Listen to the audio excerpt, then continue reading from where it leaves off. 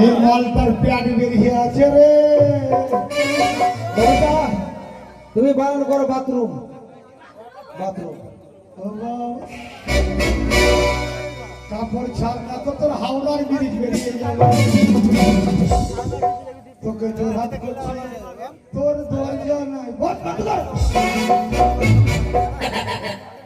কাকা সাইজ ভালো আছে। এই ছুরি চমকায়নি। এর যদি লাহের ফুটা এত বড় হয় তাহলে ভিতরের ফুটা কত বড় দেখাচ্ছিস। मैं तेरी तोता